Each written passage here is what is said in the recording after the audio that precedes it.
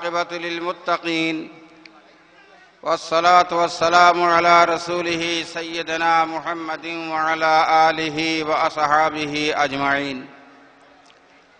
أما بعد، فقد قال الله تعالى في القرآن المجيد والفرقان الحميد: أعوذ بالله من الشيطان الرجيم، بسم الله الرحمن الرحيم. بئس الاسم الفسوق بعد الإيمان. وقال الله تعالى أيضا في كتابه: ولا تمشي في الأرض مرحا إن الله لا يحب كل مختال فخور. قال رسول الله صلى الله عليه وسلم: إن الله لا ينظر إلى صوركم وأموالكم ولكن ينظر إلى قلوبكم وأعمالكم. آمنت بالله.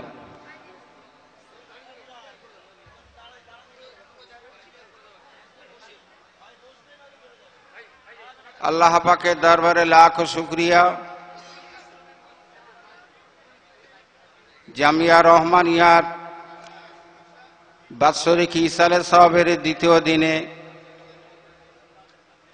আল্লাহ তাআলা দয়া করে আমাদেরকে এখানে উপস্থিত হওয়ার মতো তৌফিক দান করেছেন। জামিয়ার হিতাকাঙ্ক্ষী, সমর্থক, সহযোগী, বন্ধু, ভাই ও বাবাজিগণ, জামিয়ার স্নেহধন্য ছাত্র, শ্রদ্ধাভাজন শিক্ষক মণ্ডলী, মঞ্চে উপবিষ্ট বিদগ্ধ ওলামায়ে কেরাম, সকলের প্রতি সালাম, শ্রদ্ধা, স্নেহাশিস রেখে খুব অল্প সময়ের ভিতরে দুটি কথা আপনাদের কাছে আলোচনা করার। এই মহান সভায়, জনস্রোতের মাঝখানে বক্তৃতা করার মতো যোগ্যতার অভাব, কেবলমাত্র দোয়া নেওয়ার জন্যেই আপনাদের কাছে বসা। আর বিশেষত আগামী বছর আপনাদের সাথে আবার নতুন করে দেখা হবে, এ ভরসাও জীবনে ঠিক করা যায় না। যেহেতু সমবয়সী, অল্প বয়সী, আমার চেয়ে বেশি বয়সেও পাশ থেকে বহু লোক আস্তে আস্তে সরে গেছে, কাজে এখন আমাদের সরে যাওয়ারই সময়। মানুষ যদি নিচে থাকে, ওপরে ওঠার সম্ভাবনা থাকে, কিন্তু যে ওপরে উঠে যায় আর জায়গা থাকে না, তখন পড়ে যাওয়াই তার পক্ষে সম্ভব। কাজে আমাদের ওপরে ওঠার আর জায়গা নেই, সেহেতু পড়ে যাওয়াকেই সামনে রেখেই এখন চলতে হচ্ছে। সেই জন্যে আপনাদের মতো জ্ঞানী গুণী, বুদ্ধিজীবী, দিনদার, পরেশগার, আল্লাহওয়ালা মানুষদের কাছে একটু দোয়া নেওয়ার জন্যই বিশেষ করে বসা। আগামী বছর পর্যন্ত আবার আপনাদের সাথে দেখা হবে কিনা এটা সন্দেহের অবকাশ রয়েই যায়। সময় নষ্ট করব না, খুব তাড়াতাড়ি তাড়াহুড়োর ভিতর দিয়েই খুব দুটি কথা বলে বিদায় নেব। অনুরোধ করব, যারা যেখানে আছেন মেহেরবানি করে বসে যান। আশেপাশে, এখানে ওখানে, দোকানে, অফিসে, যারা যেখানেই আছেন কথাগুলোকে একটুখানি শোনার জন্য আমি নিবেদন করব। কোরআন হাদিসের ওয়াজ নসিহত যোগ্যতম ওলামা হযরতদের কাছ থেকে সব শুনবেন। আমি খুব বাংলাভাবে দুটি কথা আপনাদের কাছে রাখছি। কোরআন পাকে আল্লাহ তাআলা বলেছেন, বিইসাল ইসমুল ফুসুকু বাদাল ঈমান। ঈমান আনার পরে কাউকে তোমরা পূর্বের সেই উপাধিতে ডেকো না। বহু মানুষ যারা আগে কাফের, বেঈমান, মুশরিক ছিল, অগ্নি উপাসক ছিল, ইহুদি ছিল, খ্রিস্টান ছিল, অমুসলিম ছিল, তারা যখন ঈমান এনেছে, ঈমান আনার পরে আল্লাহ তাআলা নিষেধ করেছেন বিইসাল ইসমুল ফুসুক বা'দাল ঈমান, যারা ঈমান এনেছে সেই কুফরি থাকার সময়কার সেই উপাধি তোমরা যেন তাদের আর দেখো না।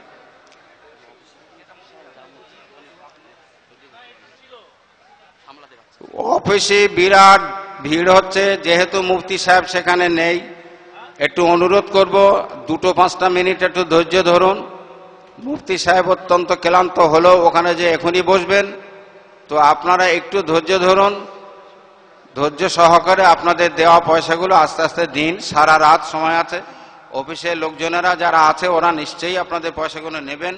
যাই হোক, একটু ধৈর্য ধরে পয়সাগুলো দেওয়ার চেষ্টা করুন। তো ভাই সাহেব, কোরআন পাকে আল্লাহ বললেন বিইসাল ইসমুল ফুসুক বা'দাল ঈমান, ঈমান আনার পরে তাদের যেন সেই কুফরি উপাধিতে তাদের আর ফিরিয়ে দিও না, সেই ফাসেকি ব্যবস্থায় তোমরা যেন তাদের আর দেখো না, যেহেতু তারা ফাসেকির থেকে কুফরির থেকে ঈমানে ফিরে এসেছে।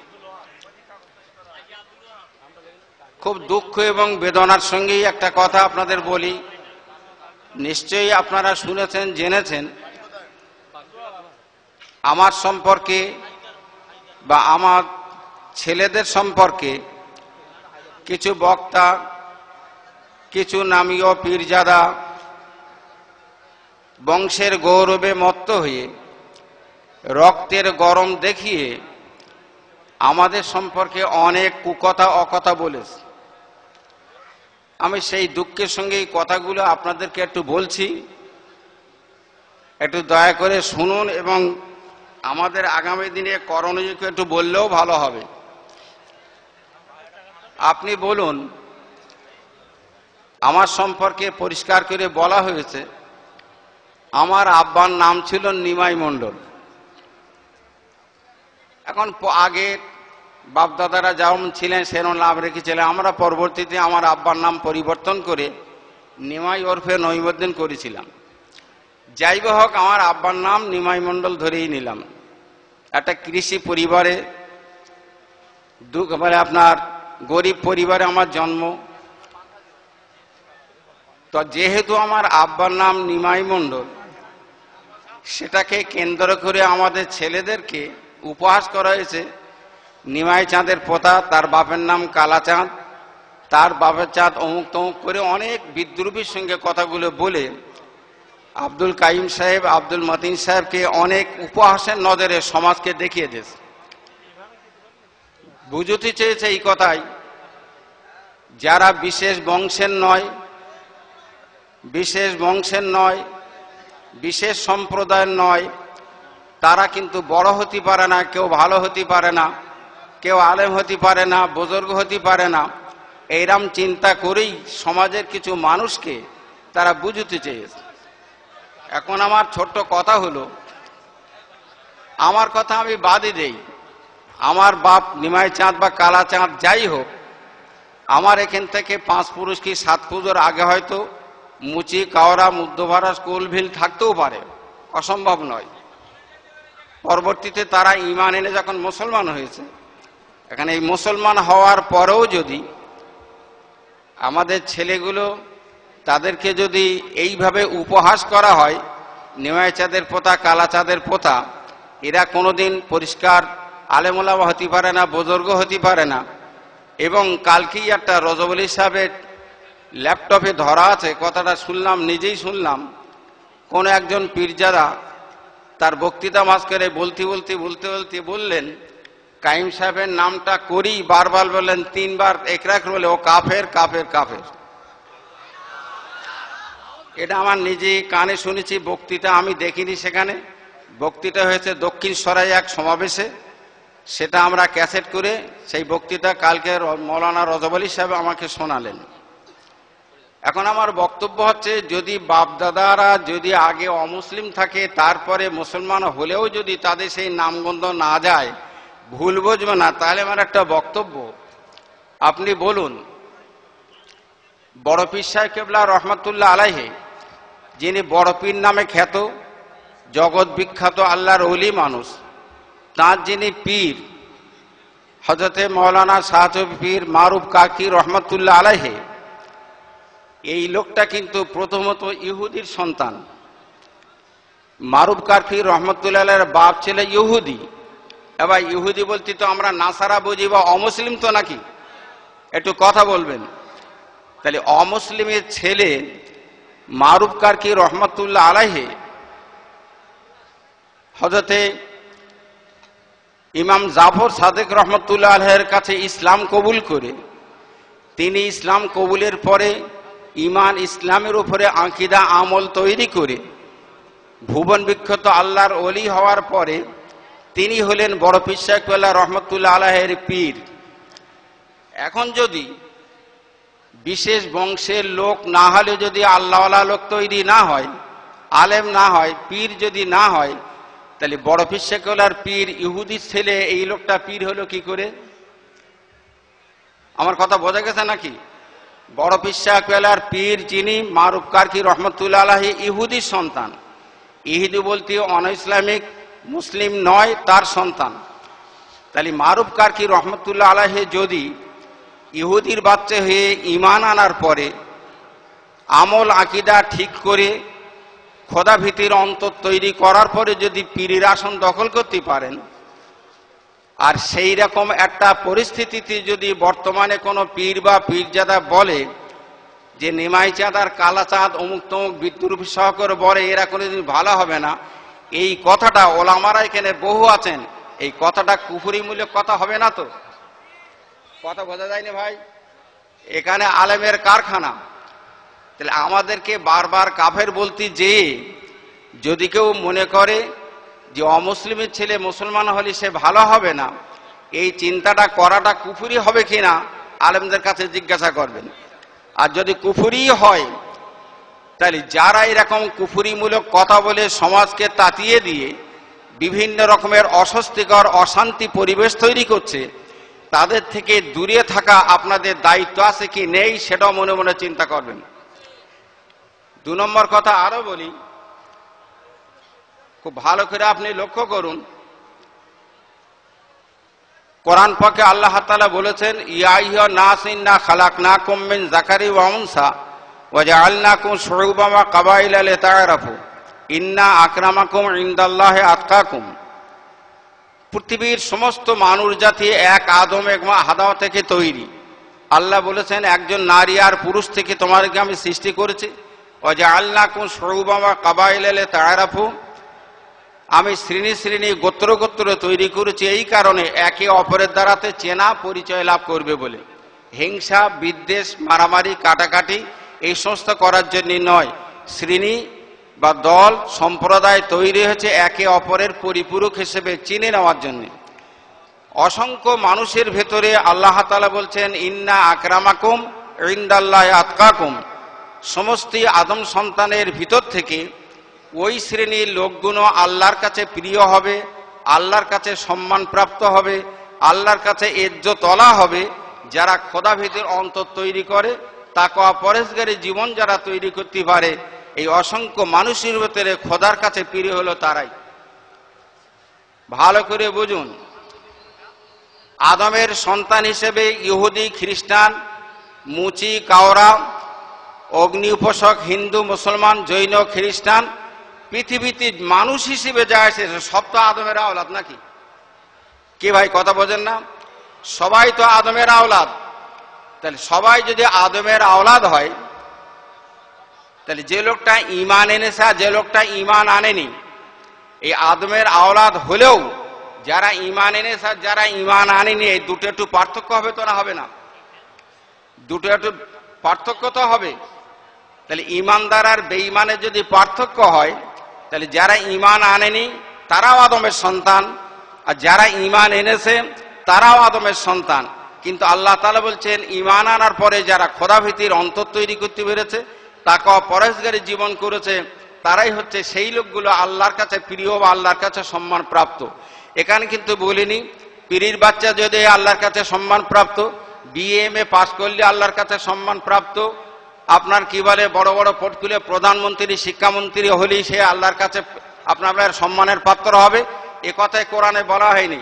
কোরআনে বলা হয়েছে যে লোকটা আল্লাহওয়ালা জীবন তৈরি করবে, যে লোকটা খোদাভীতির অন্তর তৈরি করতে পারবে, যে লোকটা তাকওয়া পরহেজগারী জীবন তৈরি করতে পারবে, এই লোকটাই হবে আল্লাহর কাছে প্রিয় পাত্র। হোক না কেন বাড়ির গোলাম, হোক না কেন বাড়ির একজন চাকর। বাড়ির চাকর যদি আল্লাহওয়ালা হয়, বাড়ির মালিক যদি আল্লাহওয়ালা না হয়, খোদার কাছে ওই শশা করা পৃথিবীর মালিকের তুলনায় বাড়ির যিনি গোলাম মালিক, খোদার কাছে তার সম্মানটা বেশি যদি আল্লাহওয়ালা জীবন তৈরি করে। এখন বক্তব্য, যদি নাকি নিম্ন শ্রেণীতে জন্মগ্রহণ করার পরে যদি সে ভালো হলে তাকে যে হিংসা বিদ্বেষ এরম যদি কেউ ধারণা করে, কোল ভিল নাগা খাসা কুকি যারা সমাজে অবান্তীয় বলে আমরা মনে করি, এরা ওখান থেকে ইসলাম কবুল করার পরে যদি তারা সমাজে ওঠে, কোনো মুসলমান কোনো ইমানদার দিনদার মানুষ যদি তাদেরকে যদি হেয় লাঞ্ছিত করে, মুসলমান সমাজে যদি জায়গা দিতে না চায়, তাহলে কিন্তু হুজুর পাক সাল্লাল্লাহু আলাইহি ওয়াসাল্লাম বলেছেন পরিষ্কার করে, বসিয়াট আল্লামা লিখেছেন, বসিয়াট আল্লামা রহমতুল্লাহ আলাইহি দাদা হুজুরের বিস্তারিত জীবনের ভিতরে এটা উল্লেখ করে বলেছেন, যে পরিষ্কার করে বলেছেন, যারা এরম নিম্ন শ্রেণীর লোকগুণ ইসলাম কবুল করার পরে সমাজে জায়গা দিতে চাবে না, তাদের সম্পর্কে কুধারণা কুমন্তব্য করবে, নিশ্চিত এরা রাসূলুল্লাহ শাফাত তারা পাবে না। তাহলে আজকে যারা নিমাইচাঁদ কালাজাত বলে উপহাস করে যোগ্যতম আলেমদেরকে কাফের বেঈমানের খাতায় নাম লিখিতে চাচ্ছে, এদের ইমানটা কতটুকুখানি ঠিক আছে একটু বিচার করবেন। কথা বোঝা যায়নি ভাই? এদের ইমানটা কতটা ঠিক আছে একটু বিচার করতে হবে আপনাদের। খুব ভালো করে লক্ষ্য করুন, অনেক কথা বলার সুযোগ নেব না। আপনি বলুন, যদি নিম্ন শ্রেণীর মুসলমান, নিম্ন শ্রেণীর থেকে যদি মুসলমান হয়, ইমানদার হয়, তাকওয়া পরহেজগার করে, তারা যদি ভালো না হয়, এই সমস্ত নালায়েক পিজ্জাদাদের কথাই যদি এরা যদি ভালো না হয়, তাহলে একটা কথা বলি, ভুল বুঝবে না জানা। আমাদের তো মুশকিল আছে, খুব কি বুঝলি কি বুঝবো তার ঠিক নেই। ভাই ইব্রাহিম আলাইহিস সালাম নাম শুনেছেন? ইব্রাহিম আলাইহিস সালাম পয়গম্বর তো, একটু জোর করে বলা যায় না ইব্রাহিম আলাইহিস সালাম পয়গম্বর তো? ওর বাপের নাম কি? আজর। ইমানদার না বেঈমান? আর বেঈমানের ছেলে পয়গম্বর হলো কি করে তাহলে? একটু বলবেন না? যারা বলতে চাচ্ছে নিম্ন শ্রেণীর থেকে যদি কেউ ইমানদার মুসলমান হয়, ওরা ঠিক ভালো হবে না, তাহলে আপনি বলুন, আজর যদি কাফের হয়, পৌত্তলিক হয়, পুতুল পুজো করতো, পুতুল তৈরি করে বিক্রি করে তাই জীবিকা অর্জন করত, তার ছেলে তাহলে ইমানদার হলো, পয়গম্বর হলো কি করে? তাহলে আল্লাহর উপাসনা করার পরে আল্লাহ তাকে পয়গম্বরী দান করেছেন, তাহলে রক্ত খানিকটা রেকটিফাই হয় খোদার তরফ থেকে নাকি? এই রক্ত গরম এখানে খাড়বে?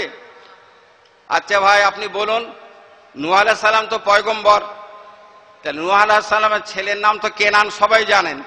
তাই পয়গম্বরের রক্তে তৈরি হয়ে কেনান কাফের হলো কেন? কেনান কাফের তো নাকি? তাহলে কেনান যদি কাফের হয়, পয়গম্বরের রক্তে তৈরি হয়ে, আবার এদিকে কাফের রক্তে তৈরি হয়ে ইব্রাহিম আলাইহিস সালাম পয়গম্বর হলেন, তাহলে এ থেকে কি বোঝা যায়? ইন্না আকরামাকুম ইনদাল্লাহি আতকাকুম। রক্তের গৌরবে, রক্তের গরমে, বংশের গরমে কেউ কোনোদিন খোদার কাছে পরিত্রাণ পায়নি আর পাবে না, এটাই যেন মনে থাকে।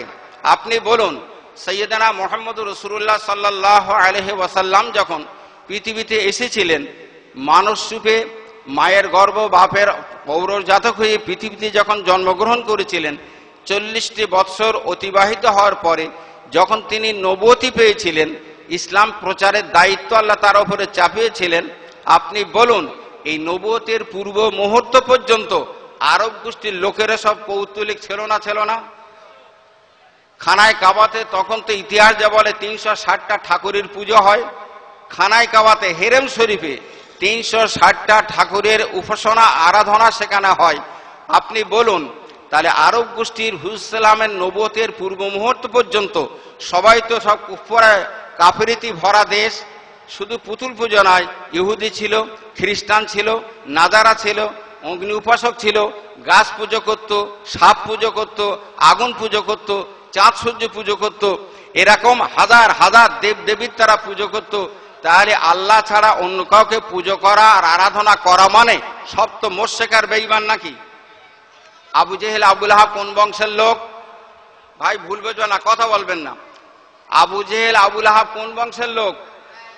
কুরাইশ বংশের বা উমাইয়া বংশের, একই বংশের তো। আবু বকর, ওমর, ওসমান, তালহা, জুবায়ের কোন বংশের? সবচেয়ে একই বংশের। কথা বুঝতে পারেননি ভাই সাহেব? তাহলে আবু জেহেল আবু লাহাব যদি কুরাইশ বংশের হয়, তাহলে সেই কুরাইশ বংশের যদি আবু বকর ওমর ওসমানও হয়, আপনি বলুন এই দুটো শ্রেণীকে এক করবেন? এক করলে ঈমান থাকবে? এখন আবু জেহেল আবু লাহাব ঈমান আনেনি, সে কাফের, জাহান্নামে যাবে। আর যারা ঈমান এনেছে তারা আমল করে তারা জান্নাতে যাবে। এখন যদি বংশগত দোহাই দিয়ে বলা হয় আমরা ভালো, আর আমলের দিকে যদি ফাঁকা হয়ে যায়, তাহলে আবু জেহেল আবু লাহাব যে বংশের, সেই বংশেরই তো হুজুর পাক সাল্লাল্লাহু আলাইহি ওয়াসাল্লাম। ভুল বুঝবেন না, খুব দুঃখের সঙ্গে কথাগুলো বলছি। হযরতে মুহাম্মদুর রাসূলুল্লাহ সাল্লাল্লাহু আলাইহি ওয়াসাল্লাম সেই কুরাইশ বংশের না অন্য বংশের? তার হুজুর সাল্লাম যখন এসেছিলেন 40 বছর বয়স যখন তার, তখন নবুয়ত পেলেন। তার আগে তো দুনিয়াতে নবুয়তের ওই কথা প্রচার হয়নি, লা ইলাহা ইল্লাল্লাহ মুহাম্মদুর রাসূলুল্লাহ।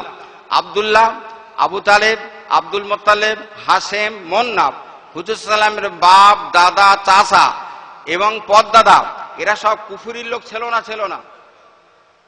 কথা বোঝা যায়নি ভাই?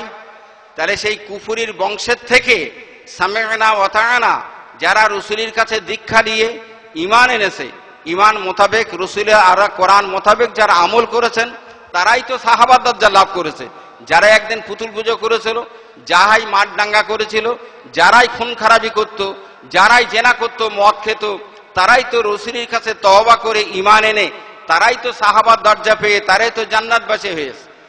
তাহলে আজকে যদি বলা হয় আমাকে বেঈমান আর কাফের বলুক, আমার দুঃখ নেই, আমি বদ আমলকারী হতে পারি, কিন্তু আমার বক্তব্য হচ্ছে জাত টেনে যদি, বংশ টেনে যদি কথা বলা হয়, নিমাই চাঁদার কালাচাঁদ এরা যদি নাকি কি বলে অন্য ধর্মের লোক হয়, এদের ছেলেরা কোনোদিন ভালো হবে না, তাহলে ওই মরবে। তাহলে আবু বকর, ওমর, ওসমান, তালহা, জুবায়ের, হযরত ওমর রাদিয়াল্লাহু তাআলা আনহু তো হুজুরকে খুন করতেও গিয়েছিলেন। তার আব্বা হচ্ছে খাত্তাব। হযরত আবু বকর রাদিয়াল্লাহু তাআলা আনহুর আব্বার নাম আবু কুহাফা।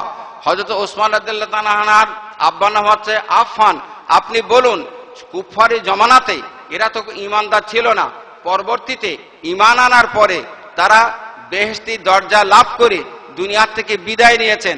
এখন যদি বলা হয় কুফরি বংশের লোক যদি ঈমান আনে তারা ভালো হবে না, তাহলে এই কথাটা ঘুরিয়ে যদি এই পর্যন্ত নিয়ে যায়, যারা বলেছে ঈমানদার না বেঈমান? এই মরে চুপচাপ কথা বুঝতে পারছেন নাকি? যারা এ কথা বলে উপহাস করতে যে আমার ব্যক্তিগত গাল দেখে আমার আদৌ দুঃখ নেই, যদি বংশ টেনে আর সম্প্রদায় টেনে যদি কথা বলা হয়, তাহলে পূর্ব পর্যন্ত আবু বকর, ওমর, ওসমান রাদিয়াল্লাহু তাআলা আনহুর বংশ টানলি তারাও তো কাফের ঘরের সন্তান।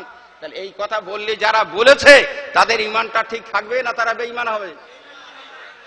তাহলে আপনাদের ফতোয়ায় তারা যদি বেঈমান হয়, তাহলে নিশ্চিত আপনাদের ফতোয়ায় আমরা ঈমানদার। তাহলে বেঈমান আর ঈমানদার হিসেবে যারা এই কথাগুলো সমাজে রটিয়ে সমাজকে কলুষিত করতে চাচ্ছে, তাদের কাছ থেকে আপনার ঈমান বাঁচাতে দূরে থাকার দরকার আছে না নেই? ভাই, বাড়াবাড়ির কথা নয়। হযরত সালমান ফারসি রাদিয়াল্লাহু তাআলা আনহু প্রথমত ছিলেন অগ্নি উপাসক, তারপরে ছিলেন ইহুদি, তারপরে আপনার হয়েছে ইসলাম কবুল করার পরে সালমান ফারসি রাদিয়াল্লাহু তাআলা আনহু সাহাবা হলেন। এবং হুজুর সাল্লামের একটা হাদিসে দেখছিলাম, তিনি হযরত সালমান ফারসি রাদিয়াল্লাহু তাআলা আনহুকে অগ্নি উপাসক হওয়া সত্ত্বেও, ইহুদি সন্তান হওয়া সত্ত্বেও ইসলাম কবুল করার পরে যে ইলম অর্জন করেছিলেন, হুজুর পাক সাল্লাম নিজের আহলে বায়াতের ভিতরে তাকে ঢুকিয়ে নিয়েছেন। আপনি বলুন, তাহলে যদি নিম্ন শ্রেণীর থেকে কাফের বেঈমানের থেকে যদি ঈমানদার হওয়ার পরে তারা যদি বুজুর্গ এবং ভালো না হয়, তাহলে আপনি বলুন এই সমস্ত জাত, এই সমস্ত পীর বুজুর্গ কি করে হলো? সব তো বেঈমানের ঘরের সন্তান। ভাই সাহেব, ভুল বুঝবেন না বংশের অহংকারে। আপনি বলুন, হযরত আবু বকর রাদিয়াল্লাহু তাআলা আনহু প্রথমত ঈমান আনেনি, হানাফি দিনে হানাফিতে থাকা সত্ত্বেও হুজুর পাক সাল্লাল্লাহু আলাইহি ওয়াসাল্লাম আসার পরে তার কাছেতে কলেমা পড়ে প্রথমত হযরত আবু বকর রাদিয়াল্লাহু তাআলা ঈমান এনেছিলেন। কিন্তু ঈমান আনার সঙ্গে সঙ্গে তিনি তো সিদ্দিক হননি। কথা বলতে কথা, ঈমান আনার সঙ্গে সঙ্গে তো তিনি সিদ্দিক নন, তিনি তো কেবলমাত্র তখন আবু বকর, তবে ঈমানদার ঠিকই। আপনি বলুন, যখন মেরাজ হয়েছিল, আল্লাহ রসুল যখন মেরাজ গেলেন, ঊর্ধ্ব জগৎ ভ্রমণ করে সাতটা আসমান জমিন সব দেখলেন এবং বেহেশতে দোজখ সব দেখলেন, দেখার পরে পৃথিবীতে এসে তিনি বর্ণনা দিলেন যে আমি রাত্রিতে এই সমস্ত কাণ্ড ঘটেছে আমার দেখিস। এবং অল্প সময়ের ভিতরে, অল্প সময় বলতে কতটা সময়, কেউ কেউ বলেছেন উজুর পানি গড়িয়ে যাচ্ছে, কেউ বলেছেন কড়া নড়ছে এখনো দরজার কড়া, আমি 5 মিনিট না 10 মিনিট সময়ই ধরলাম। তাহলে 10 মিনিট কি 5 মিনিট সময়ের ভেতরে বাইতুল মুকাদ্দাসে গেলেন, ওখান থেকে আপনার কিবারে 7 তক আসমান গেলেন আপনার কিবারে বোরাকে করে, তারপরে আসমানের উপরে গেলেন কোথায়, আসমাল্লাহ গেলেন কোথায়, রফরফে করে, সেখানকে আল্লাহর সঙ্গে কথাবার্তা হলো যা হবার। 50 ওয়াক্ত নামাজ নিয়ে ফিরে আসছিলেন। মুসা আলাইহিস সালামের সঙ্গে অনেকবার দেখা, 5 বার ফিরিয়ে দিলেন, 5 বারে 10 ওয়াক্ত করে কমিয়ে দে, একবারে 5 ওয়াক্ত কমিয়ে 5 ওয়াক্ত নামাজ পড়েন। এর তো অনেক সময় লেগেছিল নাকি? তাহলে মাত্র 5-10 মিনিটে হয় কি করে? হযরতে মুহাম্মদুর রাসূলুল্লাহ সাল্লাল্লাহু আলাইহি ওয়াসাল্লাম এসে দুনিয়াতে ল্যান্ড করে উনি কথাটা গল্প করলেন। গল্প করার পরে হযরত আবু বকর রাদিয়াল্লাহু তাআলা আনহু এক কথায়, বিনা যুক্তিতে, বিনা চিন্তায়, হুজুর বলেছে অতএব এক কথায় মেনে নিয়েছেন। আল্লাহ রসুল বললেন তুমি সাদ্দাক্তা, সবচেয়ে বড় সত্যবাদী তুমি। সেদিন থেকে আল্লাহ রসুলের সাহাবা আবু বকরের নাম হলো সিদ্দিক আকবর, অর্থাৎ বড় সত্যবাদী তুমি। এত বড় অবিশ্বাস্য কথা যখন কেউ স্বীকার করতে চায়নি, তুমি যখন বিনা দ্বিধায় বিনা চিন্তায় কথাটা মেনে নিয়েছো, তুমি 1 নম্বর সত্যবাদী। তাহলে তারপর থেকে তিনি সিদ্দিক। খুব ভালো কথা। সিদ্দিক বলতে বড় সত্যের সাক্ষী দাতা। এখন যারা সারা জীবন সত্যি কথা যদি বলে 5টা আর মিথ্যে বলে 50টা, তারা সিদ্দিক থাকবে তো? এই মরিস। তাহলে সিদ্দিক শব্দের অর্থ সত্যকে মেনে নেওয়া, সত্যবাদী হওয়া। তাহলে সিদ্দিক অর্থাৎ হযরত আবু বকর রাদিয়াল্লাহু তাআলা আনহু যে সত্যবাদিতা জীবনে বলে আমল করেছিলেন, যে সত্যের দিশারি হিসাবে নিজের জীবনে আমল করেছিলেন, যে হুজুর পাক সাল্লাল্লাহু আলাইহি সাল্লাম বলেছিলেন সারা পৃথিবীর ইমানদার মুসলমানদের ইমানকে যদি এক পাল্লায় রাখা হয়, আর আবু বকর রাদিয়াল্লাহু তাআলা আনহুর ইমান যদি এক পাল্লায় রাখা হয়, তা আবু বকর রাদিয়াল্লাহু তাআলার ইমানের পাল্লাটা ভারী হবে। সুবহানাল্লাহ বলুন। তাহলে সেই আবু বকর রাদিয়াল্লাহু তাআলা আনহুর বংশধর বলে যারা গৌরবান্বিত, তাদের এই ইমানের সাথে আর আবু বকর রাদিয়াল্লাহু তাআলার ইমানের সাথে ঠিক মিল আছে বলে মনে হয়? তা যদি না থাকে তাহলে এরা সত্যবাদীরা হয় কি করে? ভাই খুব ঠান্ডা মাথায় কথাগুলো বুঝুন। আমি আপনাদের অযথা সময়টা নষ্ট করছি, দুঃখের সঙ্গে কথাগুলো মনে রাখুন। আজকে আপনি বলুন, একটা কথা বলেই ফেলি, মনের ভেতর ঘুটঘুট করছে, যা হয় যা 52-53 হবে। আমি বাংলা কথা বলা লোক তো, খুব ভালো করে আপনি বুঝুন। একটা হাম্বার গাড়ি যদি আপনি কেনেন, হাম্বার গাড়ি খুব নামকরা কোম্পানি গাড়ি। এই কোম্পানির সাইকেল হাম্বার গাড়ি যদি 5000 টাকা দাম হয়, 2 বছর 3 বছর চাপতে চাপতে যদি টায়ার বাস্ট হয়ে যায়, তো টায়ারটার হাম্বারের লাগানি, টায়ারটা লেগেছেন হারকিউলিস, একটা পাল্টে গেল। এইবারে 2 বছর চাপতে চাপতে দেখা গেল পেট্রোল একটা খারাপ হয়ে গেছে, পেট্রোলটা দিলেন হয়তো আর একটা রয়্যাল আপনার হিরোটির একটা দিলেন। এই হতে হতে 15 বছরের পরে গিয়ে দেখা গেল কোম্পানি হাম্বারের গাড়ি হওয়া সত্ত্বেও পার্টস পাল্টাতে এই কোম্পানি সে কোম্পানি এটা সেটা দিতে দিতে আসল হাম্বার আর সেখানে নেই, অ্যাসেম্বলি তৈরি হয়ে গেছে। এরকম হয় না? হয় না? এখন যদি বলি ভাই সত্যি কথাটা, আমার মনের কথা বলছে, ভুল হলে কাণ্ড হলে আমার শেখাবেন। আমি খুব দুঃখের সঙ্গে কথাটা এতদিন বলিনি, জনসমিতির কথাটা আমানত রাখছি। কি কথা আপনি ভালো করে বুঝুন। দাদা হুজুর পীর কেবলা রহমতুল্লাহ আলাইহি সিদ্দিক বংশের লোক, এতে কোনো সন্দেহ নেই, কোনো সন্দেহ নেই। আর দাদা হুজুর কেবলার আমল আকীদা হযরত আবু বকর সিদ্দিক রাদিয়াল্লাহু তাআলা আমল আকীদার সঙ্গে মিল ছিল, অতএব ওই 2 সত্যবাদী ঠিক আছে। আপনি বলুন, বাচ্চা কাচ্চা হতে গেলে নারী আর পুরুষ দুজনাই তো লাগে নাকি? বাচ্চা কাচ্চা হতে গেলে নারী পুরুষ দুজনাই লাগে। দুজনারই সত্ত্বে একটা বাচ্চা পৃথিবীতে আসে, বাপেরও অংশ থাকে, মায়েরও অংশ থাকে। এইবারে সিদ্দিক বংশের লোক যারা বিয়ে করেছেন যে সমস্ত জায়গাতে, সভ্য ভদ্র শিক্ষিত শালীনতা সমস্ত ঠিক আছে, কিন্তু বংশে তো এই মেয়েগুলো সিদ্দিকির নাম। এই বলে 2-1 বলে, সবাই কি বলবেন? একটু বলতে হবে তো নাকি?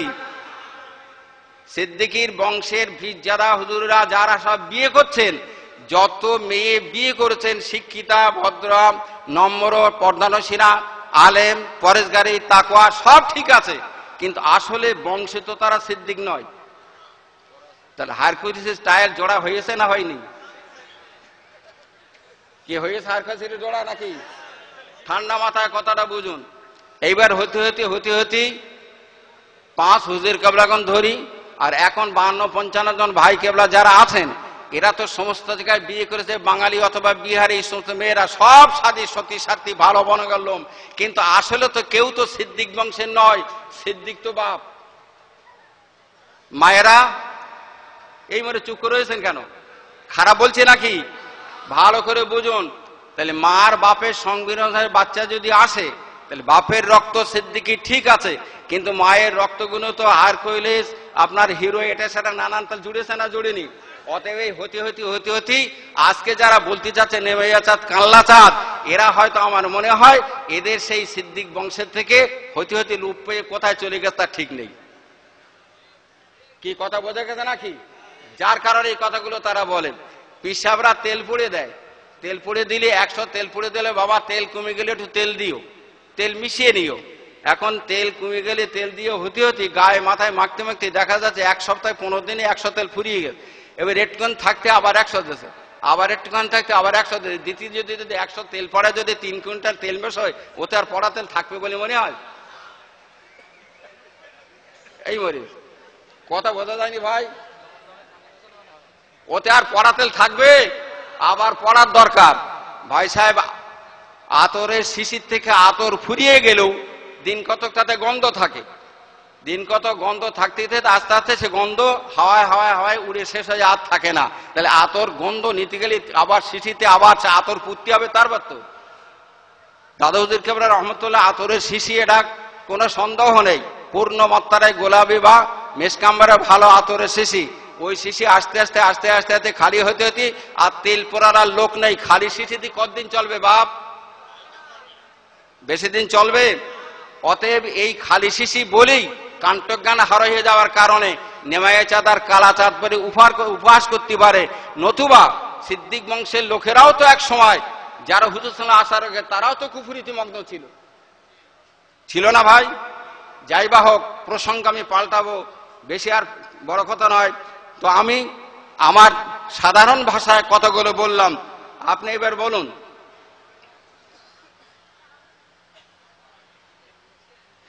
আমার জীবনের টুকটাক দুটাটি কথা সিলসিলা করি।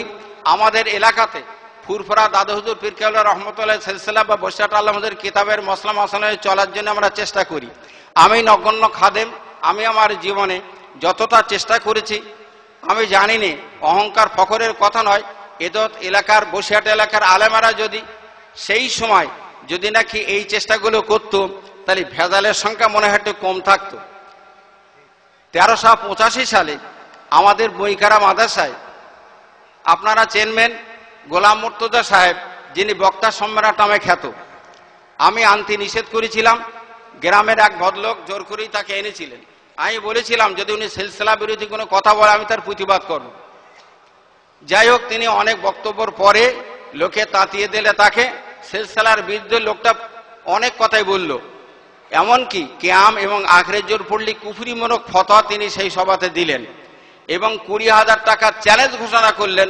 মুর্তজা সাহেব 1385 সালের 28 একাত্তিক বইকারার সভায় উনি চ্যালেঞ্জ ঘোষণা 20,000 টাকা দেবো, যদি কেউ কোরআন হাদিস থেকে আখেরি জোহর কিয়াম প্রমাণ করতে পারে, তাহলে আমি 20,000 টাকা তার পুরস্কার দেবো। আমি সেইখানে ছিলাম, নালায়েক খাদেম, তার মুখের উপরে বললাম, আপনি মাইকি বক্তৃতা করছেন, এই মাইকি বক্তৃতা করাটা আর চেয়ারে বসে বক্তৃতা করাটা কোরআন হাদিসে প্রমাণ করতে পারলে আমি 1 লাখ টাকা দেবো।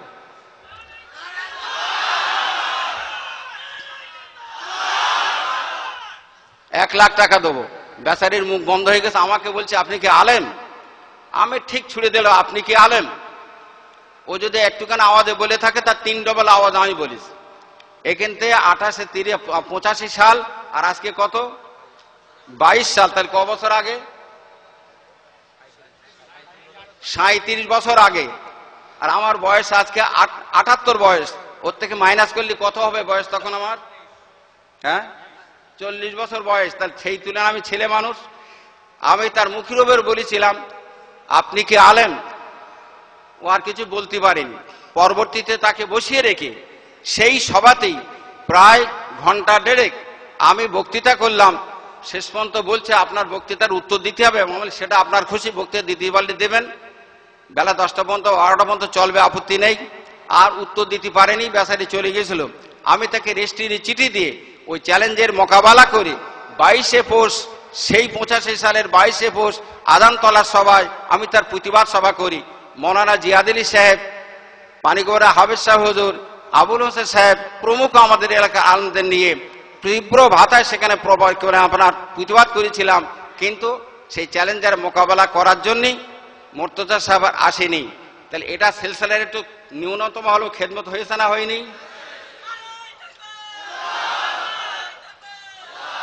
ঠান্ডা মাথায় কথা বুঝুন। এই সিলসিলাকে সংরক্ষণ করার জন্য 1385 সাল থেকে শুরু করে এ পর্যন্ত এই লড়াই চলেছে। বিশেষ করে আমার সঙ্গে এই সুন্নতুল জামাত কায়েম করেছি, তারপরে ওরা তবলিগ জামাত করেছিল বলে আমি তার সুন্নতুল জামাত নাম দিয়ে একটু সাংগঠনিকভাবে চেষ্টা করেছিলাম। কিন্তু সেই চেষ্টা করার পরে আমার স্থানে আমার কি বলে সিনিয়র যারা আলেম ওলামা ছিলেন তাদের হাতে ধরে পায়ে ধরে অনেক চেষ্টা করেছিলাম এই ব্যবস্থাগুলো করা হোক। আমি সেই সময় ব্যবস্থা নিয়েছিলাম। তবলিগ জামাতের লোকেরা বাড়ি বাড়ি ঘুরে ঘুরে দিনের তালিম দেয়, আমরা মসজিদ কর্তৃক বসে বসে দিনের তালিম দেবো। ইমাম সাহেবগুলো হাত করে ইমাম সম্মেলন করে তাদেরকে শেখাবো, শিখিয়ে তারা মসজিদে বসে বসে হেতা খাতা নিয়ে বাইরে ঘুরতে যেতে হবে না, বাতমত খেদমত থেকে বঞ্চিত হতে হবে না, ছেলেপিলের হক আদায় থেকে বঞ্চিত হতে হবে না। মাঠে কাজ করুন, ব্যবসা বাণিজ্য করুন, সন্ধ্যের পরে সপ্তাহে একদিন কি দুদিন করে ইমাম সাহেবের কাছে এসে বসুন, কিছু দিনের তালিম গ্রহণ করুন, নামাজ রোজা কোনো উজু গোসল কোনো যাতে পাক পাকেদা ঠিক মতো হয় ইমাম সাহেবকে জেনে নেন। চেষ্টা তখন করেছিলাম, কিন্তু আমার পাশে তৎকালীন ওলামারা কেউ দাঁড়ায়নি। আমি বাদুড়িয়াতে সুন্নতুল জামাত কমিটি করে চেষ্টা করছিলাম, নিজে নিজে ব্যাগ কাঁধে করে নিয়ে এখানে সেখানে ঘুরেছি অনেকবার। করার পরে কিছু কিছু লোক সেই পথে ছিল। বাদুড়ের থেকে সেই সুন্নতুল জামাত টেনে নেওয়া হলো বসিরহাটে। বসিরহাটে টেনে নেওয়ার পরে দুজনা হুজুর মিটিং করলেন। মিটিং করার পরে একেবারে চেপে গেল, আর সে মিটিং আর হয়নি, সুন্নতুল জামাত চেপেই গেল, সব শেষ। এই সুন্নতুল জামাত করার পরে তবলিগ জামাতের বিরুদ্ধে, জামাত ইসলামের বিরুদ্ধে, কাদিয়ানির বিরুদ্ধে, আপনার কি বলে আজান গাছের বিরুদ্ধে, শিয়াদের বিরুদ্ধে বিভিন্ন জায়গাতে আমি আল্লাহ তাআলা আপনাদের দোয়ার ওসিলা করে আমি আমার ছেলেপিলেগুলো তখন ছেলে মানুষ, আমি চেষ্টা করেছিলাম বিভিন্ন জায়গাতে, বাগজোলায়, বাদুড়িয়াতে, বসিরহাটে, আপনার কাঠিয়ার হাটে, বহু জায়গাতে নাম করা বলবো, প্রতিবাদ করেছিলাম, সমাবেশ দেখেছিলাম হাজার হাজার লোকের সামনে। শিয়াদের প্রতিবাদ করেছি, আপনার কি বলে লামোজবিদের প্রতিবাদ করেছি, তবলিগওয়ালাদের প্রতিবাদ করেছি, কিয়ামামাতের প্রতিবাদ করেছি। তাহলে এগুলো আমার মতো নগণ্যের দ্বারাতে খানিকটা সুন্নতুল জামাতের খেদমত হয়েছে না হয়নি? তাহলে আজকে যদি আমাদেরকে কাফের আর বেঈমান বলে এতগুলো খেদমতের পরেও, তো এর জবাবে আপনারা কিছু করবেন কি করবে না সেটা আমি চাইব না। আপনারা শুধু বুঝুন এরা তাদের এই আচার আচরণে তাদের কাজগুলো বেঈমানের দিকে যাচ্ছে কি যাচ্ছে না। আপনি ভালো করে বুঝুন, মুর্তজা সাহেব এক সময় 501 টাকা করে চুক্তিতে বক্তৃতা করত, 501 টাকা এক সময়। এখান থেকে বলছি কম বেশি প্রায় 28-30 বছর আগের কথা। গোলাবাড়ি সে বক্তৃতার শোনার সাক্ষ্য মানে সাক্ষী এলাকার লোকেরা আছে, তার টেপ এখনো বাজে। প্রায় কম বেশি গোলাবাড়ি হাই স্কুলের সামনে 10 থেকে 12,000 15,000 লোকের সামনে মুর্তজা সাহেব, আমি যখন বক্তৃতা করেছিলাম মুর্তজা সাহেব বললেন আমার সমাজে কিয়াম হবে, সেখানে আমি বক্তৃতা করতে চাইনি। হাই স্কুলে হেডমাস্টার সভাপতিত্ব করছিলেন, উনি বললেন হাফেজ শামসুর রহমান সাহেব, উনি ওনার আপনার কি বলে কিয়ামের সপক্ষে দলিল দিয়ে তবলিগ জামাতের প্রতিবাদে অনেক কিছু বলেছেন, আমরা শুনলাম। আপনার ক্ষমতা থাকলে তার প্রতিবাদ করে কিয়ামটাকে হারাম প্রমাণ করুন, আপনি বক্তৃতা করবেন না কেন? হেডমাস্টার সাহেব বললেন বেচারা বক্তৃতা করেনি, 15 মিনিট 12 বক্তৃতা করলো, করার পরে নেমে গেল। এই যে নেমে গেল 10,000 12,000 লোকের ভেতর থেকে বহু লোক তার পিছনে দাওয়া করলো, লোকে তাকে ধরবে, জামা ধরে টানছে। আমি বলি সর্বনাশ, যদি লোকটার মারে তাহলে সর্বনাশ হয়ে যাবে, আমাদের বদনাম হবে, আর মারাটা তো ভালো জিনিস না। আমি তাড়াতাড়ি গিয়ে একটা পাটের ঘরে ঝাঁপ তুলে দিয়ে ভদ্রলোকের পাটের ঘরে ঢুকিয়ে দিয়ে বলো ভেতর থেকে আপনারা ঝাঁপ লাগিয়ে দেন। সেইখানে গিয়ে বার করে দাও হুজুর। সেই দিন যদি একটুখানে আঙুলি সার করে মুর্তজা সাহেব দিকে লক্ষ্য করতুম, ওরা সেনাত্ম কলার লোক খুঁজে পাওয়া যেত না। কথা বুঝতে পেরেছেন? আবার কথা বুঝতে দেন নাকি? ও সেনাত্ম কলার লোক খুঁজে পাওয়া যেত না।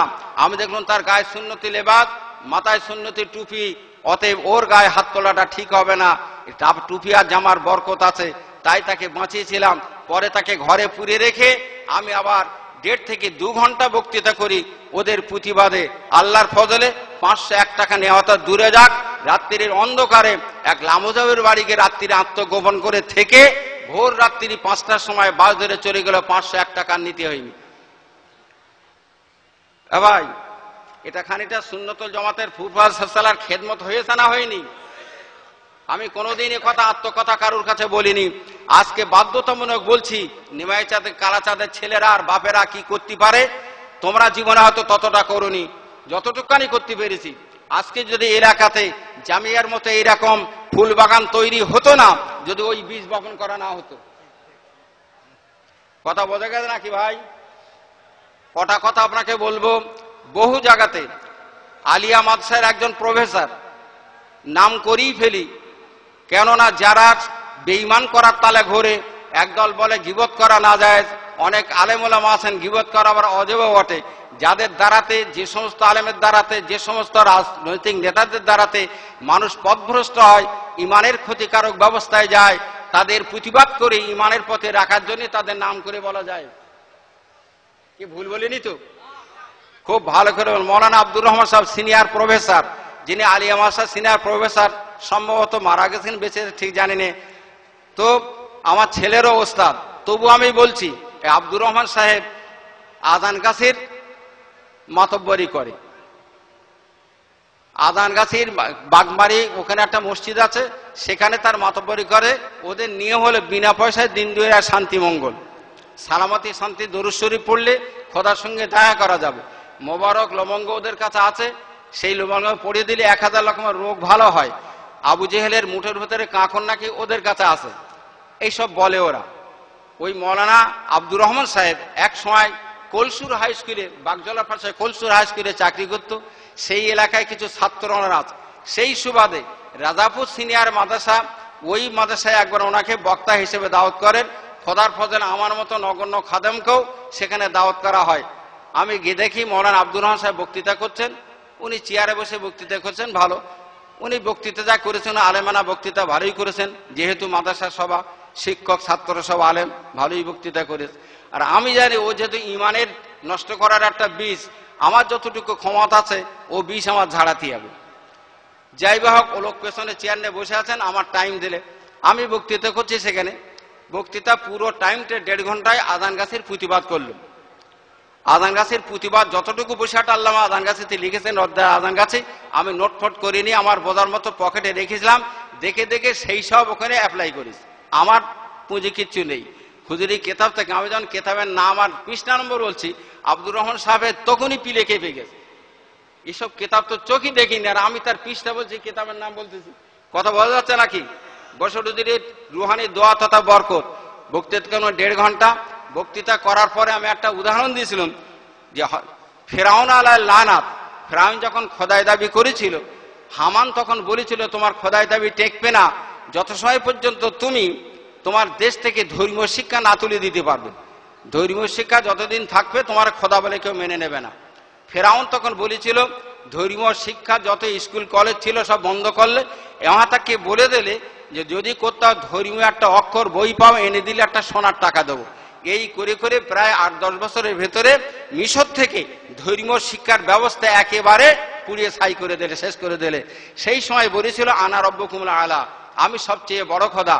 অতএব ধর্মীয় শিক্ষা না থাকার কারণে ফেরাউনের দলবল তখন ফেরাউনকে খোদা বলেছিল। আমি বললাম আজকে যারা বিনা পয়সা দিন দুনিয়া শান্তি মঙ্গল বলতে চায়, এরা আগামী দিনে ফেরাউনের মতো খোদাই দাবি করবে। এই জন্যই বলছে বিনা পয়সায় দিন দুনিয়া শান্তি মঙ্গল। আব্দুর রহমান সাহেব পেছনে বসে কেন? আমাদের যদি বিনা পয়সায় দিন দুনিয়া শান্তি মঙ্গল হয়, যারা বলে বিনা পয়সায় দিন দুনিয়া শান্তি মঙ্গল, সেই লোকগুলো যদি কলকাতা থেকে রাজাপুর পর্যন্ত এসে বক্তৃতা করে দিনের কথা প্রচার করতে আসে, ট্রেন ভাড়া দিতে হয়েছে না হয়নি? আমার শ্রোতনা হ্যাঁ দিতে হয়েছে। তাহলে বিনা পয়সায় দিন দুনিয়া শান্তি মঙ্গল হয় তো না? কি করে হবে? ওরা পেছনে বসে রয়েছে। আমাদের ভাই নামাজ পড়তে গেলে একটা টুপি লাগে, 4 আনা লাগলেও লাগবে না? লাগবে না? বলে হ্যাঁ লাগবে। তাহলে বিনা পয়সার দিন হয় কি করে? ভাই নাভির থেকে হাঁটু নিচু পর্যন্ত 70 টাকা ফরজ, ওই পর্যন্ত একটা কাপড় পরা যদি ফরজ হয়, ওটা লাগতে গেলেও 3 টাকায় 2 টাকার একটা লুঙ্গি তো কিনতে হবে। তাহলে বিনা পয়সার দিন হয় কি করে? ভাই আপনি আমার বাড়িতে মেহমান এসেছেন, তাহলে আপনাকে যদি একটু আপ্যায়ন করে খেতে দিতে হয়, 1 কিলো গোশ কি 2টো মাছ আনতে হয়, তাতে পয়সা লাগবে। দুনিয়ার মহামেলায় বিনা পয়সায় দিন দুনিয়া শান্তি মঙ্গল যারা বলে, এতে হতে হতে হবে কি, যদি নাকি মাদ্রাসার শিক্ষকদের মাইনা না দেওয়া হয়, তাহলে মাদ্রাসার শিক্ষক আর পাওয়া যাবে না। অন্য পথ অবলম্বন করে তারা রুজি রোজগার করবে, তাহলে মাদ্রাসার শিক্ষা বন্ধ হবে। মসজিদের ইমামের যদি মাইনে না দেওয়া হয়, ওদের রুজি রোজগার বন্ধ হবে, ওরা তার অন্য কাজে যাবে, তাহলে মসজিদগুলো বন্ধ হবে। ইমাম ছাড়া একটা জানাজা আসবে, জানাজা পড়তে গেলে তার কিছু পারিশ্রমিক দিতে হবে, যদি না দেয় জানাজার লোক পাবো না, দেশ সমাজ দূষিত হবে, পচে দুর্গন্ধ হবে, লাশ ফেলার লোক হবে না। যখন এই সবগুলো ঘটবে, মাদ্রাসা মুক্ত, মসজিদ বন্ধ হবে, তখন এরা বলবে আমরা সবচেয়ে বড় খোদা, আমাদের সেজদা করো। এই বলেছি, ও সব পেছনে পাশে বসে রয়েছে। আমার মনে মনে একটু চিন্তা হচ্ছে, ও আলেম মানুষ, কোন ফাঁকদা আমার কি বলবে তার ঠিক নেই। আমি তবু চিন্তা করছি, বসুরুজুরি কিতাবের দলিল দিতে, এই দলিলটা যেটা ফেরাউনি কথা, ওটা আমার নিজের বানানো। এই বলার পরে যাই হোক আমি বক্তৃতা শেষ করেছি। করার পরে ও লোক তো ও লোকের জায়গায় গিয়ে বসে আমার একজন কলিগ, আমি একজন রাজাপুর মাদ্রাসায় শিক্ষকতা করতাম, তিনি আমার বাংলা শিক্ষক, আমাকে বলছে হাফেজ সাহেব মৌলানা সাহেব আপনাকে ডাকছে। ঠিক আছে চলুন যাচ্ছি। আমার তো মনে মনে প্যালপিটেশন হয়েছে, কি বলবেন। এদিকে হাদিস পাকে রয়েছে বেদাতি সম্মান করা, ইসলাম ধ্বংসের সহায়তা করা, ও সালাত তো সালামও করা যাবে না। কি করবো, উনি একটা ঘরে বসে রয়েছেন, দরজা ফুঁড়ে ঢুকতে যাব, চৌকাটার ভিতরে একখানা পা আর বাইরে একখানা পা আমার। ও লোক তপ্ত কষ্টে বসে আমাকে বলতে, হাফেজ সাহেব আমরা হাজার কলমা পড়ি, তা আমরা কি একেবারে ফেরাউন হয়ে গেলুম?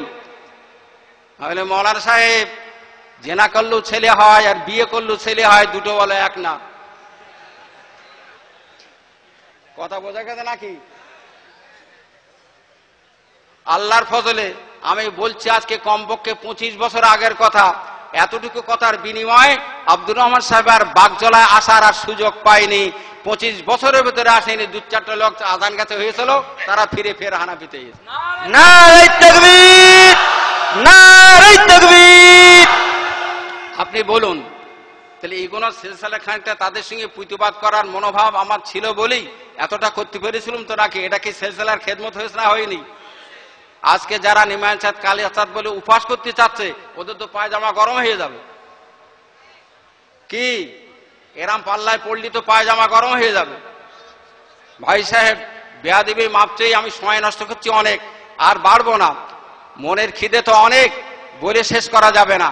আপনি বলুন, বর্ধমান থেকে একদল লামোজব এলে, বাদুড়িয়া সাইটি, বর্ধমান থেকে লামোজবেরা 3-4টে মৌলানা সাহেব এসে গ্রামে গ্রামে ওয়াজ করে করে বেড়াচ্ছে। বাদুড়ে, পান্তাপাড়া, জসাইঘাটি, রঘুনাথপুর, আমাদের পাশে জগন্নাথপুর, এই সমস্ত জায়গাতে তারা যখন ওইখানে ওয়াজ করে করে বেড়াচ্ছে, তাদের কোরআন হাদিসের কাণ্ঠজ্ঞান খুব ভালোই আছে। কোরআন হাদিসের জান্নাত জাহান্নামের বর্ণনা করে, লোক কেঁদে ফেলে দেয়। এইবারে জসাইঘাটি এক ভদ্রলোক দাওয়াত করেছে তাদের, ওয়াজ সত্যি শোনার মতো, তারা ওয়াজ করে শোনার মতো, কিন্তু তারা হচ্ছে গায়ের মুখাদ্দির লামোজাবি। কি হবে, জসাইঘাটি দাওয়াত করেছে, আমাকে সেই লোকটা দাওয়াত করলো, ভাই আপনাকে একটু থাকতে হবে, আপনি আসুন। আমি গেছি। আমি এখানে কথা বলছি প্রায় 20-25 বছর আগের কথা। 3-4 জন মৌলানা সাহেব তারা, এইবারে তাদের বক্তব্য হলো, বক্তৃতা করে খুব ভালো, কোরআন হাদিসের জান্নাত জাহান্নামের ভয় দেখায়, বক্তৃতা শুনলেই আপনার প্রাণ গলে যাবে, কিন্তু তারা লামোজাবি। এবার আমারে নিয়ে গেলেই 1-150 লোক হবে গ্রামে। ওদের কথা হচ্ছে, আমাদের পয়সা করি নজরানা আপনাদের দিতে হবে না, আমরা যেখানে সভা করব, আমাদের সভা শোনার পরে কিছু চাঁদা চাইব, তারা যদি দেয়, যেটাই দেবে সেইটা আমাদের নজরানা হবে, কম হোক বেশি হোক, আপনাদের ঘাঁটির খরচা লাগবে না। বলে ঠিক আছে, ফ্রি বাড়ি সবরেশানি হবে।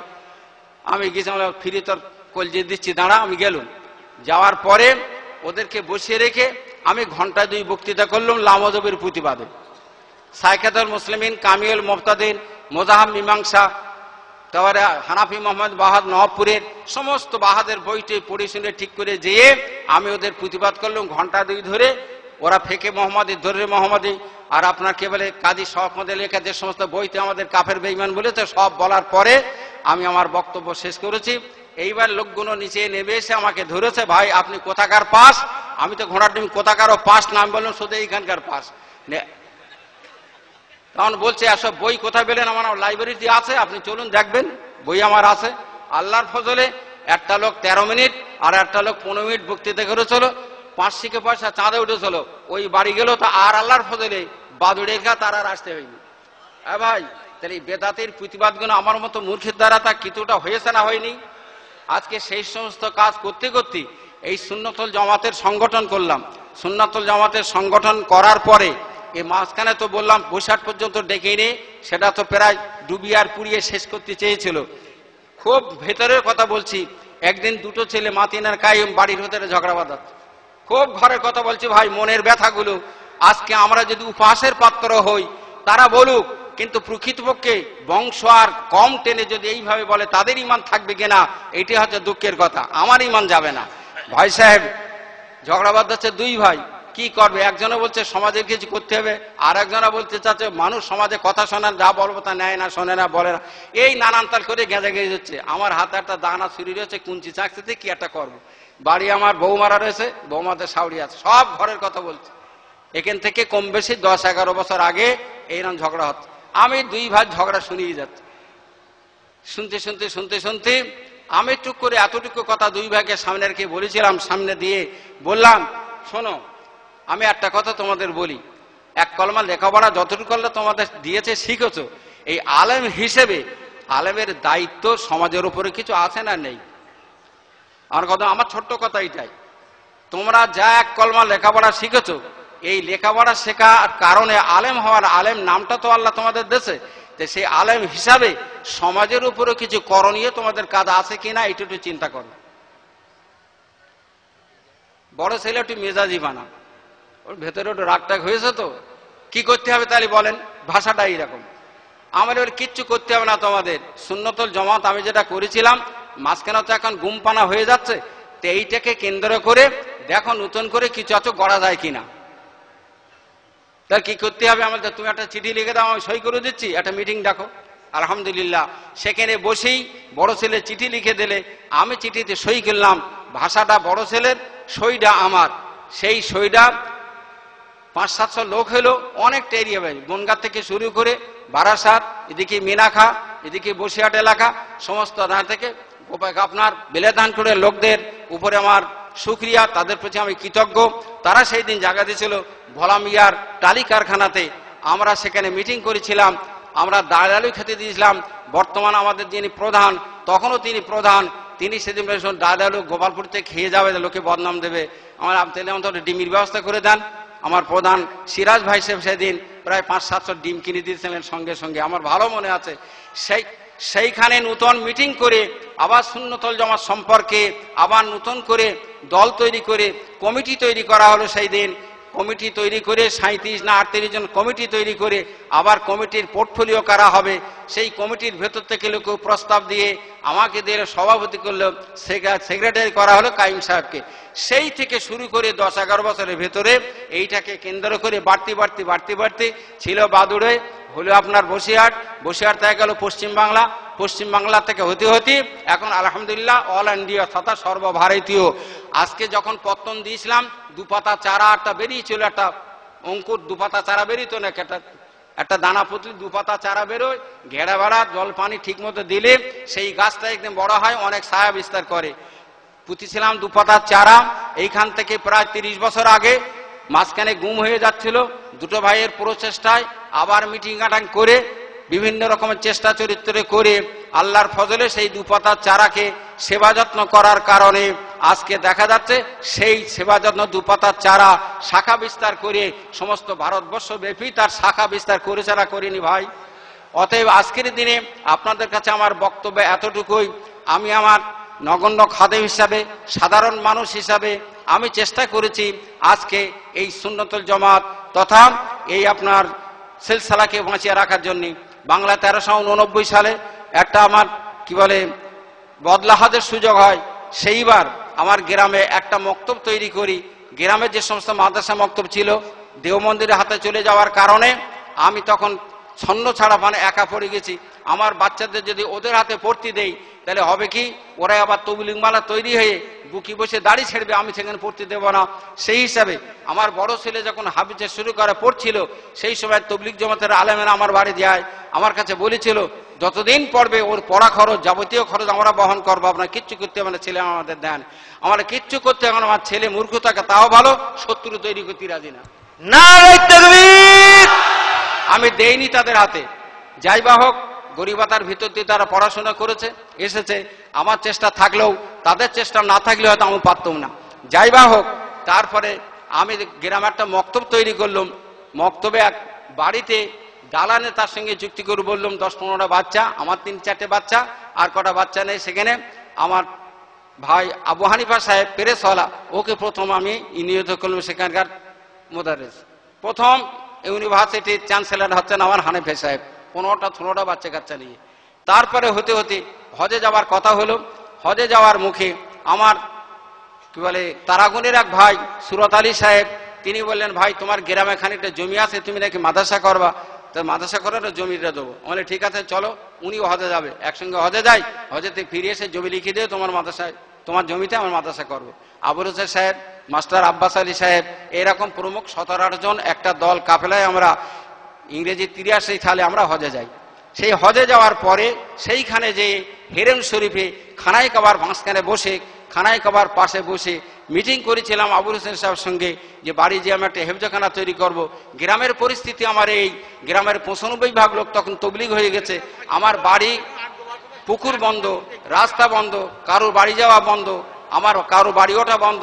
কাফিরি ফতোয়া দেয় সেই দেশে গ্রামের লোকেরা আমাকে সব দিয়েছে। আমি তখন বাইরে যাতায়াত করি, অন্নসেদ করি। মাকে যদি বলে যায় রাত 8টার সময় বাড়ি আসবো, 8:30 বসলি, 8টা বাজলি, 8:30 বাজলি, মা উঠোনে বসে বাড়ির ভেতর বসে কাঁদে, তার মধ্যে কেটে মেরে ফেলতেস। এই পরিস্থিতি তখন। সেই অবস্থাতে হজে গেলাম, ছোট ভাইয়ের কাছে দায়িত্ব দিয়ে হজে গেলাম। হজে যে মিটিং করলাম, আল্লাহর ফজলে সবচেয়ে বড় গৌরব, আল্লাহর ফজলে সবচেয়ে বড় আশা, খানায় কাবার মতো জায়গায় হেরেম শরীফে বসে খানায় কাবার গেলাম জড়িয়ে ধরে কাঁদতে কাঁদতে আল্লাহর কাছে দোয়া করেছিলাম, আল্লাহ তুমি মাদ্রাসা করবো কবুল করো। আশা করি আমার চোখের পানি খানায় কাবার গেলামে এখনো জড়িয়ে থাকবে। সেখানে করেছিলাম। সেইখান থেকে দোয়া করে এসে আমি বইকারা হেফজখানা তৈরি করি। তারপরে হেফজখানা তৈরি করার পরে ইসালে সওয়াব করব। বইকারা লোকেরা, আশেপাশের লোকেরা ইসালে সওয়াব হারাম বলে ফতোয়া দিলে, তার মানে ইসালে সওয়াব তোমরা পয়সা দিও না, হারাম কাজে তোমরা পয়সা দিও না। আমি তাদের বললাম তোরা আমার গ্রামবাসী ভাই। আসাদ কোথায় আছো? আসাদ, বুখারীর আসাদ, আমার সঙ্গে দেখা করো। ভাই যারা উজু করতে অসুবিধা মনে করছেন, স্টেজের পিছনে পুকুরে ঘাট করা আছে, মেহেরবানি করে যান। বুখারীর আসাদ কোথায় আছো? আমার সঙ্গে দেখা করো। কি বলছিল? আমি ছেড়ে দেব। হ্যাঁ, ইসালে সব হারাম বলে ফতোয়া দিলে। আমি বললাম দেখো ভাই তোমরা গ্রামবাসী, ইসাল সব হারাম হতে পয়সা দিয়ে জাহান্নামে যাওয়া, পায়ে ধরে বলছি একটা পয়সা জানি ইসাল সব দিও না, তোমরা জাহান্নামে যাবা, আমি দেখতে পারবো না, তোমরা জান্নাতে যেতে আমরা খুশি, পয়সা দিও না। এই উল্টে দেওয়ার কারণে যারা বললে জাহান্নামে যাবে তারাই দেখি পয়সা দেয়। যাই হোক, পয়সা পেলুম যাহা কিছু, ইসালে সব করলুম। প্রথম বছর ইসাল সব করার পরে দেখা গেল 40,000 টাকা আমার এক্সেস হয়েছে। আমি তাহলে তো দেশের লোক চাচ্চা হবে। এই হতে হতে মাদ্রাসা করলাম। প্রথমত মাদ্রাসা হলো 16 হাত লম্বা, 6 হাত 8 হাত চওড়া, মাত্র 5 ইঞ্চি দেয়ালের উপরে। সেই মাদ্রাসা আজকে 2 তলা বিল্ডিং, কমপক্ষে বর্তমান বাজারে 1.5-2 কোটি টাকা দাম হয়েছে বিল্ডিং গুলো তৈরি হয়েছে। প্রথম যখন মাদ্রাসা করেছিলাম মাসে আমার বছরে 18,000 টাকা খরচা হতো। বিল্ডিং এটা সেটা করতে 30,000 টাকা খরচা হতো। বর্তমানে সেই মাদ্রাসায় খরচ হয় 8 থেকে 9 লাখ টাকা। তাহলে নিশ্চিত সমাজের মানুষ, গ্রামের মানুষ যারা বেঈমান বলছে, যারা আমাদেরকে কালা চাঁদার ফকিরদের উপহাস করছে, তাহলে তাদের কথাগুলো নিশ্চয়ই এই সমস্ত কথা লোকেরা, দেশের লোকেরা নিশ্চয়ই মেনে নেয়নি। মেনে নিলে আমরা পথে উঠতে পারতাম। যাই বা হোক ভাই, অনেক সময় নষ্ট করেছি, অনেক কিছু বলার, আমার হাফ কথা বলা হয়নি, সময় নষ্ট করা যাবে না। আমার এতটুকুই কথা। এই সব হতে হতে হতে হতে তারপরে আপনার কি বলে, ওই মাদ্রাসার পরে হাড়োয়ার মাদ্রাসা তৈরি হলো, এরপরে অনেক মাদ্রাসা তৈরি হলো। এখন ভাই জামিয়ার মতো এই যে বেহেশতিখানা তৈরি হয়েছে, জামিয়ার মতো ফুল বাগান তৈরি হলো, এর কিন্তু সব কিছুর গোড়া কিন্তু বইকারা তার আদুর ঘর। কি ভাই, বইকারাতে তার জন্ম হয়েছে না হয়নি? অতএব শেষ বেলায় আমার এতটুকু আপত্তি, এতটুকু দয়া, এতটুকু আপনাদের কাছে নিবেদন, দোয়া চাই কেবলমাত্র শেষ বেলায় আল্লাহ তাআলা ইমানটুকু নিয়ে মরতে পারি, আল্লাহ তাআলা ইমানটুকু বজায় রেখে ইমানের সহিত আল্লাহ তাআলা মউত করে, এটা আপনি দয়া করে দোয়া করুন। সবাই বলুন আল্লাহুম্মা আমিন। শেষের বেলা একটা কথা উপহার দিয়ে যাই মাত্র, ভুল বুঝবেন না ভাই। আমাদেরকে শামসুল রহমান কোম্পানির থেকে সাবধান বলে একটা ইস্তার বেরিয়েছে, পড়েছিলেন কেউ? পড়েছিলেন বলেন? শামসুর রহমান কোম্পানির থেকে সাবধান, ইস্তার পড়েছেন কেউ? কেউ পড়ে থাকেন তা বলুন। পড়েছেন? তাহলে শামসুর রহমান কোম্পানি হয়তো চেনেননি, সেই কোম্পানির হেড ম্যানেজার আমি। আমার কোম্পানির প্রোডাকশন আপনাকে একটু বলেই রাখি ভাই, দুঃখের কথাগুলো। আজকে কেটা কোথায় যাচ্ছে জানি না, আপনার কথাগুলো শুনিয়ে বুঝে রাখুন। আমার প্রথম ছেলে আব্দুল কাইম, আপনারা চেনেন তো? চেনেন? তাহলে প্রথম ছেলে আব্দুল কাইম, দ্বিতীয় ছেলে হচ্ছে আব্দুল মাতিন, তৃতীয় হচ্ছে আব্দুর রাকিব। হাফেজ বেশি এগুতি পারেনি, তার একটা টেলার্সের দোকান করে দিয়েছি, পিরান কাটিং এর মাস্টার। আমি তার প্যান্ট শার্ট তৈরি করতে দেইনি, এবং যারা কাপড় কিনে দিয়ে যায় বার্তা কাপড় নীতি তার দেইনি। এইভাবে সে দর্জিগিরি করে। কথা বুঝতে পারছেন নাকি? হাফেজ আব্দুর রাকিব। 4 নম্বরে হাফেজ আব্দুল মকিদ, আলেম পড়তে পড়তে আর পড়েনি, কম্পিউটার শিখেছে, হাফেজ, বর্তমান বইকারা মাদ্রাসার শিক্ষক। 4 জনা বললাম তো। 5 নম্বর হচ্ছে হাফেজ আব্দুল্লাহ, বর্তমানে আরবি অনার্স নিয়ে শহীদুল্লাহ কলেজের ছাত্র, পড়াশোনা করছে কামেল 3য় বর্ষে বোধহয়, যে মগরিবের আগে বক্তৃতা করেছিল। 5 নম্বর হলো আব্দুল্লাহ। 6 নম্বরে হাফেজ কারি আব্দুল হক, এইখানকার ছাত্র, কারি পাশ করে হাফেজ পাশ করার পরে এইখানে এখন পড়ছে। তাহলে 6টা ছেলে, বুঝতে পেরেছেন তো নাকি? এই বিশ্বাসে তো 6টা নাকি, হয়তো বলে মুখী বলছে, দেখাত গেলে আমার সময় লাগবে না, তুমি এখানে দাঁড় করা তো সব ভাই, ভালো করে বুঝুন। তাহলে 6টা ছেলে, আমার 5টা মেয়ে। বড় জামাই হাফেজ সাহেব, মেজে জামাই বড় জামাই মৌলানা সাহেব এবং মুফতি, আমাদের বইকারা মাদ্রাসার তিনি একজন শিক্ষক। মেজো জামাই হাফেজ সাহেব, গ্রামের মসজিদের ইমাম, এবং বাড়িতে আমার মেয়ে একটা মক্তব করে সেখানে পড়ায়। আমার 3 নম্বর জামাই মৌলানা এবং হাফেজ, বর্তমান বইকারা মাদ্রাসার শিক্ষকতা করে। সেই মেয়েটা 15 পারা হাফেজা হয়েছিল। আপনি বলুন, 4 নম্বর মেয়ে, 4 নম্বর আপনার কি বলে আপনার জামাই মৌলানা সাহেব, দারিয়াপুর টাউন জামে মসজিদের ইমাম সাহেব। আর 5 নম্বর জামাই মঠবাড়িতে বাড়ি, মেয়েটা পূর্ণ হাফেজা, ছেলেটা খারিজির থেকে বসিরহাটে পাস করা, টাইটেল পাস। এই 11টা 5টা জামাই আর 6টা ছেলে, বুঝতে পেরেছেন? বিশ্বাস হবে না, দাঁড় করে দেখাতে হবে ভাই। আমার কোম্পানির প্রোডাকশন, বুঝতে পারছেন তো? ভালো করে বুঝুন। তারপরে শুধু তাই না, আমার বড় মেয়ের ছেলে হাফেজ, গাইঘাটা আঙুলকাটা মসজিদের ইমাম। এইবারে আমার বড় ছেলের জামাই মৌলানা সাহেব, বক্তৃতা করে বেড়ায়, এদিকে বোখারি পাস, এদিকে বিএ কি MA পাস, ওটা আমার শোনা হয়নি। যাই হোক, আমার মেজে মেয়ের জামাই একজন মৌলানা সাহেব। আপনি বলুন তাহলে এই কোম্পানির প্রোডাকশন, এইগুলো তো আমার জেনুইন আমার। এইবারে এদের দ্বারাতে যা হচ্ছে, বর্তমানে আপনার কি বলে 53 না 73টা না 74টা মাদ্রাসা চলছে। এর থেকে প্রোডাকশন বেরোবে তো না বেরোবে না? জামিয়া তো আছে, হাড়োয়া আছে, ভবানীপুর আছে, আপনার জামিয়া আছে, বিভিন্ন জায়গার থেকে এই প্রোডাকশন বেরোবে তো। তাহলে এই কোম্পানির চলতে থাকবে তো নাকি? খুব ভালো করে বুঝুন। একদিন আমাদেরকে যখন বয়কট করেছিলেন ফুরফুরার পিজ্জাদারা, সেই বয়কটে বসিরহাটের পিজ্জাদারা ছিল, আবুল হোসেন সাহেব ছিল, আমরা ছিলাম।